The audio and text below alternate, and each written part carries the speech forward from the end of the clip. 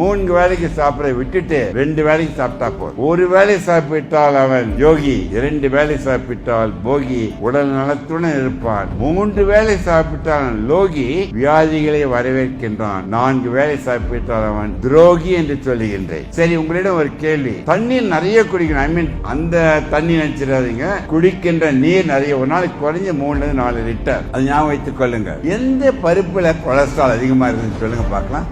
எந்த பருப்பில் சொல்லுங்க. முந்திரி பருப்பு, ரொம்ப மகிழ்ச்சி. எல்லாம் சொல்லுங்க பார்க்கலாம். ஒன்னு கேஷ்யூ நட்ஸ், உங்களுக்கு பிடிச்சமானதெல்லாம் சொல்ல. மகிழ்ச்சியான செய்தி, எந்த நட்ஸ்லயும் கொலஸ்ட்ரால் கிடையாது. எந்த உணவு தாவரத்திலிருந்து வருகின்றதோ அது அனைத்தும் 0 கொலஸ்ட்ரால். தோலுடன் சாப்பிடணும். பாதாம் பருப்பு கூட அதுங்க சாப்பிட்டா வெயிட் போயிடும். அதுங்க அடிக்கடி சொல்ற, உடம்புலையும் பாரம் கூடாது, மனதிலும் பாரம் கூடாது. 100 வருடம் சொக்கலிங் வர வேண்டாம். அதான் அடிக்கடி சொல்றேன். மிக முக்கியமாக சாப்பிடும்போது சில பேருக்கு புறக்க ஏறிடும். கவனிச்சிருக்கீங்களா? புற ஏறினா என்ன பண்ணுவீங்க சொல்லுங்க பார்க்கலாம். பக்கத்துல இருந்து என்ன பண்ணுவீங்க? தலையில் தட்டுவீர்கள், அவர்கள் இறந்து விடுவார்கள். குனியை வைத்து முதுகில் தட்ட வேண்டும். புற ஏறிடுச்சுன்னா ஒரு வசனம் சொல்லுவாங்க. என்ன வசனம்? யாரும் உங்களை நினைக்கின்றார்கள், எவரும் உங்களை நினைக்க தயாராக இல்லை, நீங்கள் எவரும் நினைத்து சாப்பிடும் பொழுது புற ஏறிவிடும்.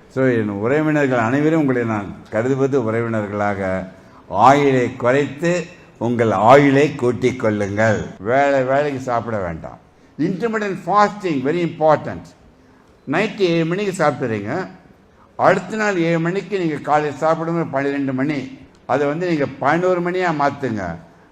12 + 4 16 மணி நேரம் நீங்கள் வயிற்றை காலியாக வைத்திருந்தால் உடம்பில் இருக்கின்ற கொலஸ்ட்ரால் சேர்ந்திருக்குல்ல, அது கரைத்து கீட்டோன் பாடிஸ் எனர்ஜி கொடுக்க ஆரம்பித்து விட்டால் 100 வருடம் வாழ முடியும். பசி என்ற உணர்வு உங்கள் ஞானத்தில் செல்லவிடும்.